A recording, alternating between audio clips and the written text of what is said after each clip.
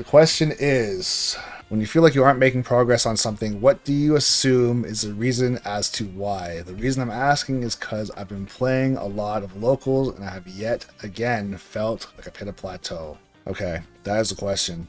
So realistically, the question was, when you feel like you aren't making progress, I would say there's two things that you could do. When you feel like you aren't making progress, at least in my opinion, it's the same thing like going to the gym and feeling like you're not getting in shape, or not getting stronger, or not getting more flexible, or not getting leaner, or whatever you're trying to do. In some cases, it might feel like nothing has happened. You go every single day, and you're the same. And then somebody else will say like, "Oh, you've gotten in much better shape," or whatever. Or if it's the case of the game, like, "Oh, you've gotten a lot better at the game." I would say, for me, it's looking at replays, looking at games of how I played in the past to say, okay, not necessarily to have somebody tell me I'm doing a good job. It's not like I need validation to tell if I'm doing better, or if I actually hit a plateau. But if I look at my old gameplay of tournaments, do I watch it back and say, oh, I should have done this, I should have done that, I shouldn't have done this, oh, that was good, that was terrible, how did I let him get away with that for free, I never punished this thing on shield. Like, if I can say that, then I know for a fact that I've become a better player. Because if I watch back a tape of mine, or not tape, replay of mine, and I don't say anything because I don't see anything wrong, then maybe there is a plateau, because it's like I don't know how I could have possibly done better, because everything that I did in my eyes is exactly what I should have done, and it didn't work.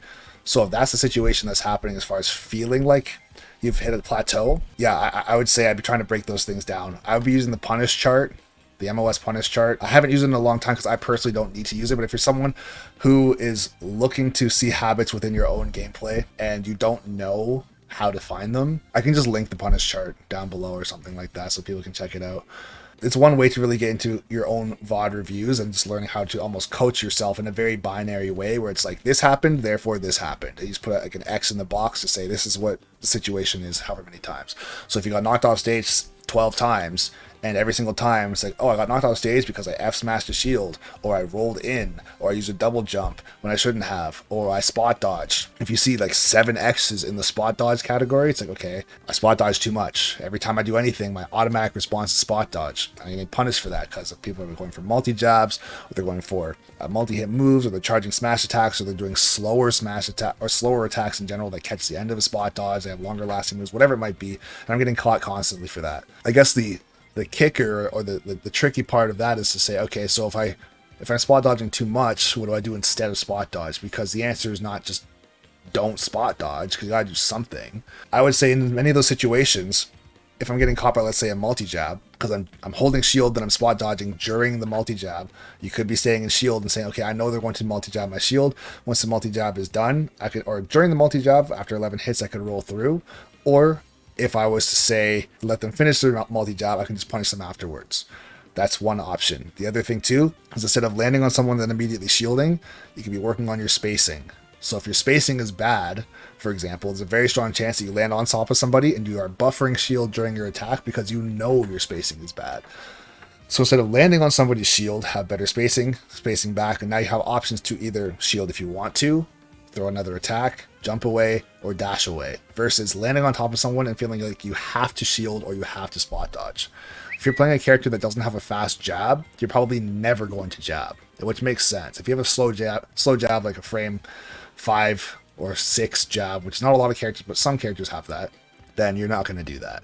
You're going to go for your fastest option, and in a lot of cases, it is shield or spot dodge. So sometimes that can happen where it's like, the reason why you have this habit or plateau that's holding you back is because like certain character you play as, and you're not really getting a well-rounded idea of how to play as other characters that can potentially get out of that situation in other ways. So you could be saying, okay, if I always, let's say, play, I don't know, Byleth or like Shulk or something like that, who I know Shulk could use like shield art in a lot of cases, but let's just say, for example, you're landing on a shield, then you just shield instead of going for something, because his jab is very slow. I just know it is. Or like Ganon or something like that. Sure, if you're using something like that and saying, I don't know what to do, it's like, okay, well, you should be spacing further back to have more options. And I guess a big part of it too is learning to trust that the idea of spacing back further is actually a better idea. The main reason why someone has a bad habit in the first place is because sometimes it just works so well. I can say, for example, let's say you play a character with a really strong up smash, somebody like Fox or Lucas or Charizard, and landing on someone's shield, spot dodging, and then up smashing just gets you kills for free. Or let's say even Pyra. Same thing. It just gets you kills for free. So when they don't punish you and you get the spot dodge because they miss a grab, you just kill them. It's like, all right, sick. But when someone catches on to that, it's like, this is very not sick. I'm just dying for free. I would say, yeah, going back to the idea of like looking at the replays and stuff, that's the biggest thing for sure to get over Plateaus, to say, okay, can I actually analyze my own footage and see things that I'm doing wrong? Or am I looking at it like there's nothing wrong here? The person I fought against is just better than me and there's nothing I could have done. In some cases, it feels like that. And also I'll say in some cases, you might even try to adjust and you'll still be wrong. But it doesn't necessarily mean that you didn't get better, right? Because if you're here, the person that you're fighting against is here. Let's say we can use Boiling Paw for an example here. He said that he lost to Big Boss. He took a stock in both games. So maybe in his eyes, I'm not saying for sure, but let's just say in his eyes, he feels like he just straight up lost. So okay, maybe he did. And let's say every single time that they fight, he loses every single set.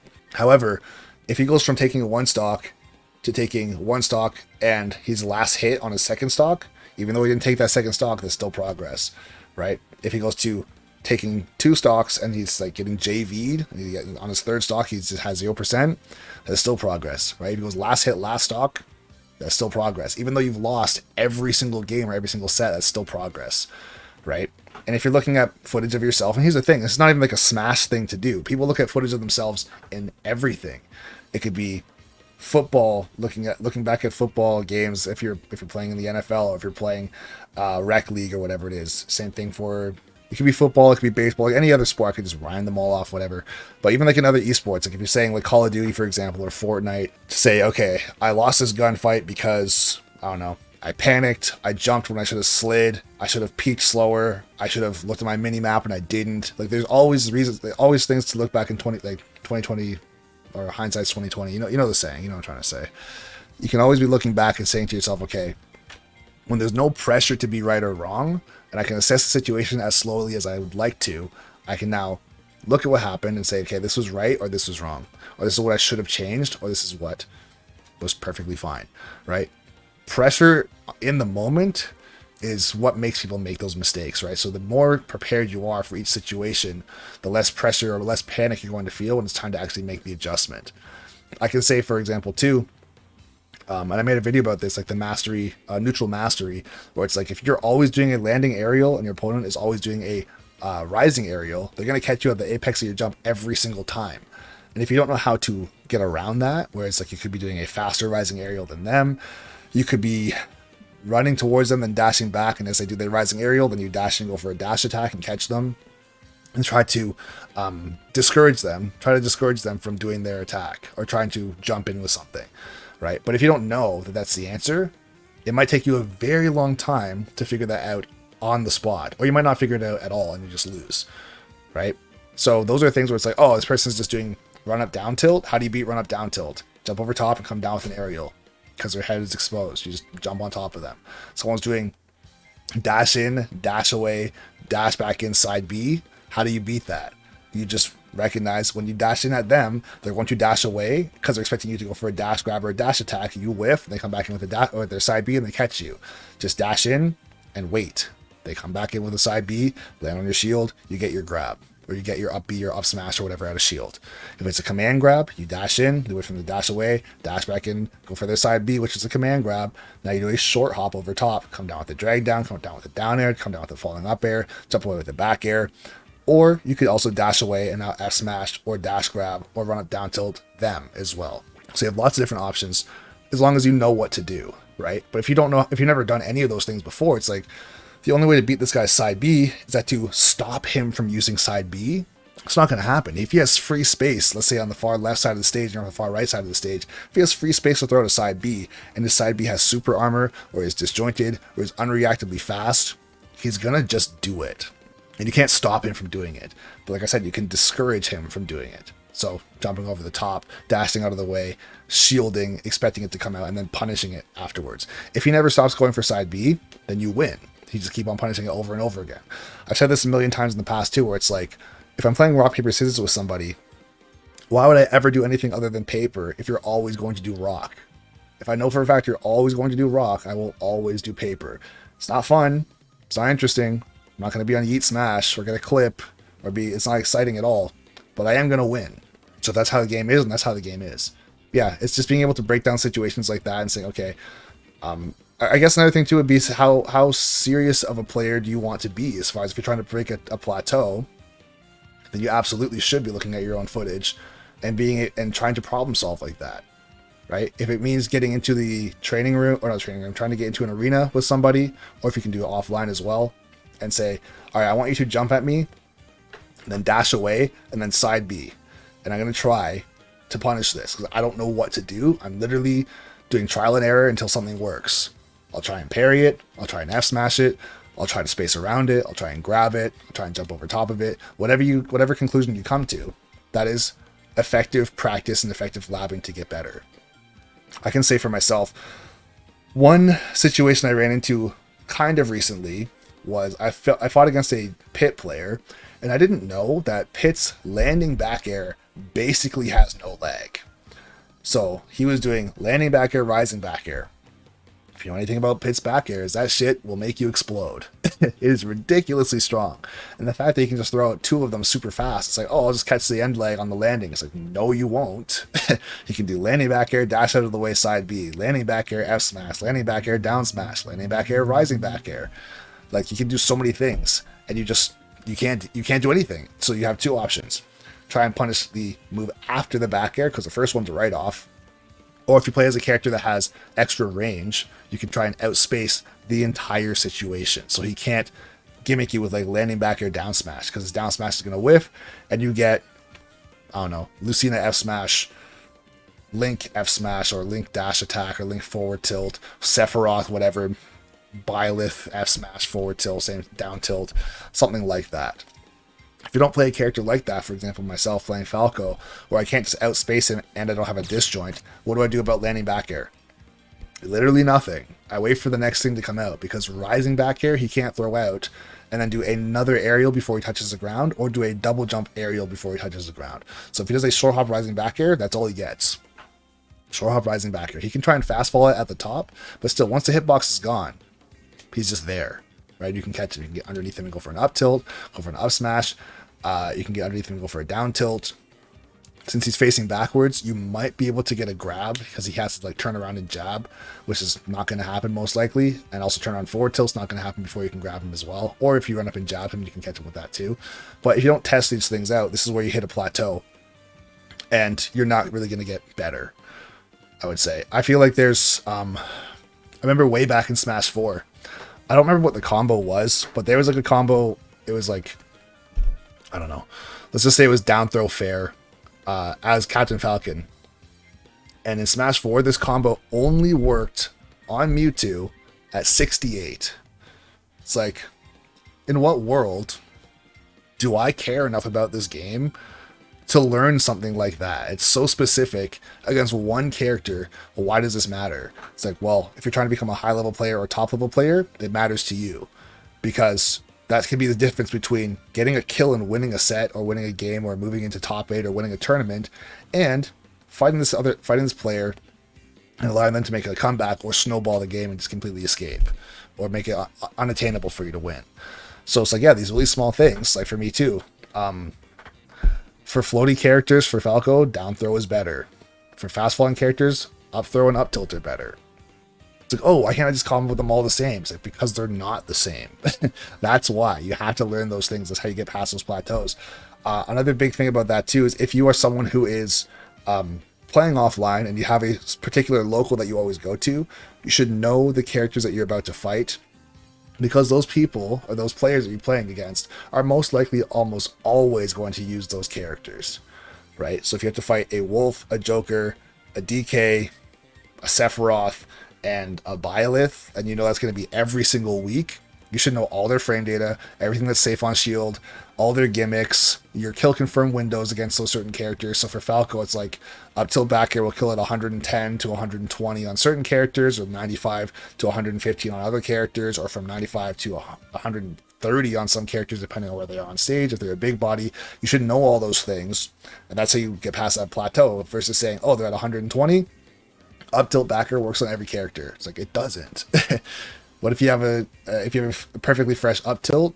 It changes the percents. If your up tilt is incredibly stale, it changes the percents. If they're in the middle of the stage, they might not die, right? If they're at the edge of the stage, should you go for a DI mix-up and go for up air so they DI in and die off the top? Like, you should know all these things, right? As far as breaking past a plateau, I've thought about this a lot too. Breaking past a plateau, or even just being a good player in general, your skill and execution will only take you so far. After that, it's going to be knowledge-based to say, I know for a fact that these moves mathematically line up in my favor. So if you do this, I can do this, and it'll work every single time, right? If you're like, oh, I had to just be faster, or I had to just, like, I don't know, try something different or try to outskill my opponent, in some cases it'll work, but in order for skill to carry you, for the most part, you have to be so much better than the person that you're fighting against, right? If the skill is relatively equal, but you know one little secret about their character that they don't know, that can be the difference between winning and losing, right? Or if you know there's one little gimmick that can get you destroyed, for example, where it's like, oh, I know for a fact, I don't know, I would say, like Fox versus Falco, if Fox up smashes my shield, and then I up smash out of shield as Falco, I will miss. But he has time to now up smash again without moving forward, right? However, if a Fox up smashes my shield, I have time to drop shield, dash towards him, and up smash. If I do it very, very fast, of course. But my up smash is frame 7, his is frame 9. So it's very, like, Falco's up smash is fast, right? It is fast. It's kind of shit as far as it doesn't really hit in front of him. But if I just stand right where I am, and I don't know that I have to drop shield, dash, up smash, I can legit lose because of that. Right? It's up smash in place and I get finessed. Same thing with, what's it called? Bayonetta. If Bayonetta up smashes my shield point blank and then immediately goes for witch time, if I up smash out of shield, she also does like a backflip and she moves out of the way, right? So we both miss each other. But if I just drop shield, because I know she's going to witch time, drop shield, dash towards her, and then go for my up smash, I can kill her after witch time, or I can get my grab or my down tilt or whatever I want, right? So it's just small stuff like that where if you don't allow yourself to get finessed by somebody else's gimmick because you know they're going to do something specific, it's like, oh, if I'm fast enough, I could just do this. It's like, no. If you up smash against their F smash or up smash, you're going to get pushed too far away and you're going to miss. You have to drop shield and dash towards them. This is as Falco. You have to do this certain thing. And as a, I guess, a knowledge-based bit of information, if you know this, then you can win. And now they can't just up smash your shield for free, for example. That's basically my TED Talk, bro. That's my TED Talk on, I guess, the idea of breaking past the plateau. And I know we kind of went spiraled down the direction of having information or just knowing information.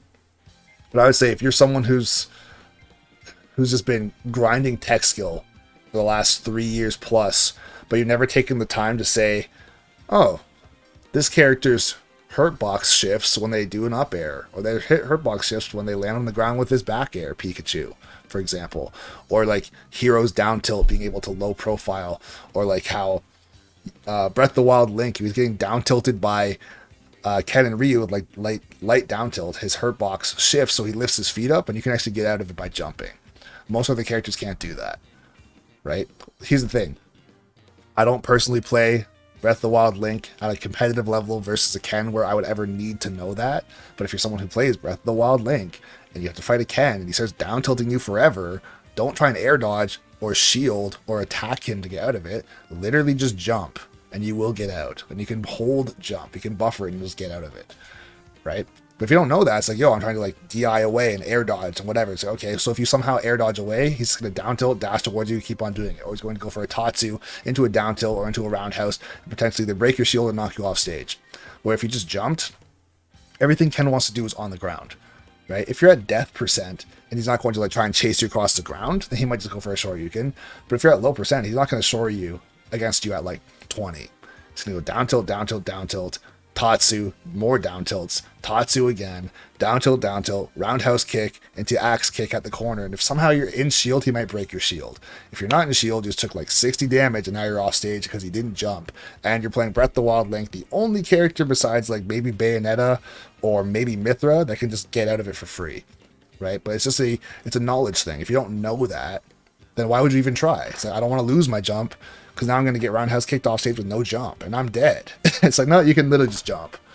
There's things that I know I do wrong. I know how I can get better right now, but have a hard time actually making those changes in match. I would say, yeah, that's also breaking habits too. It's very hard to break habits. I'd say one of the better ways to break habits for sure. There's a couple different ways. Number one, if you have the access to fighting people who are better than you, they're going to punish you very hard for your habits. Number one. Number two, and this is going to sound a little bit maybe unorthodox, but take a break from playing the game if you're able to.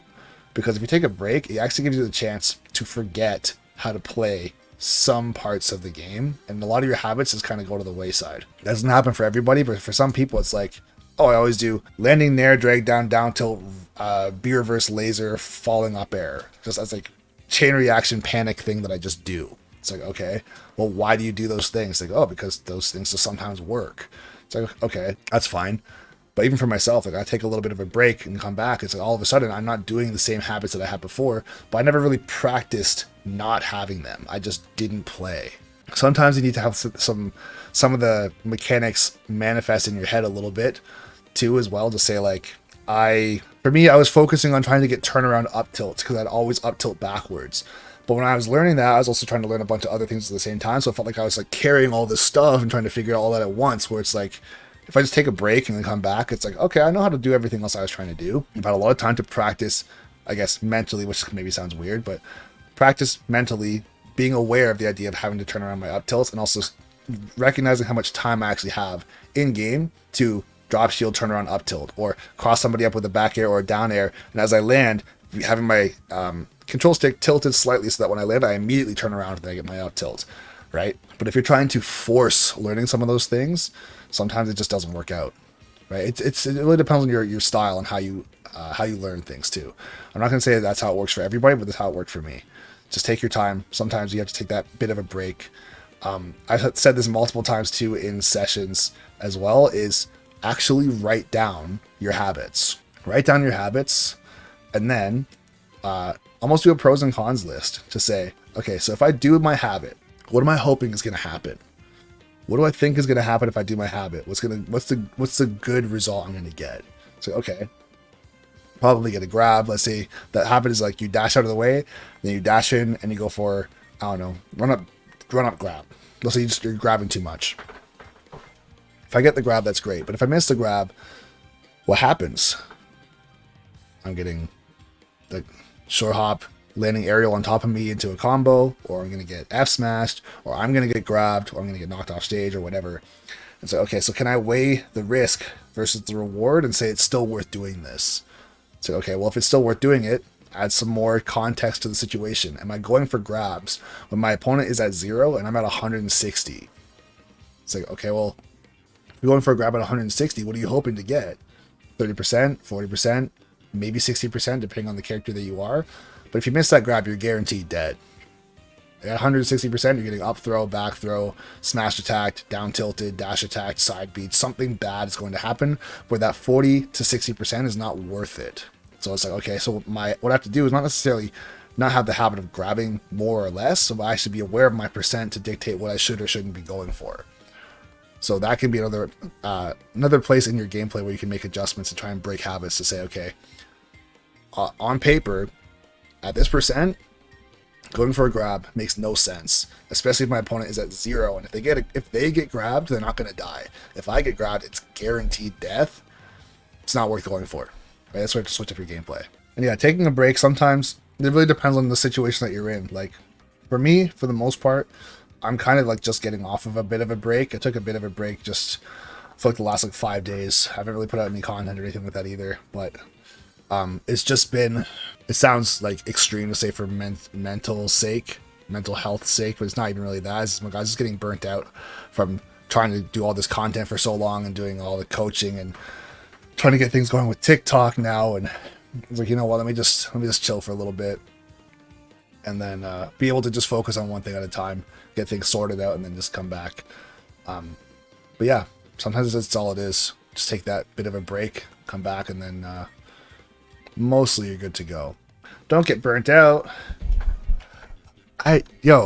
Bro, the break I just took, that was the first break that I've taken in 3 years. Yes, 3 years. No breaks. No days off. No days off, Trixx for Meta Smash. What does that even mean? I don't know. But yeah, literally didn't take a break for 3 years because the kid's out here trying to grind, trying to become the very best, and no one ever was.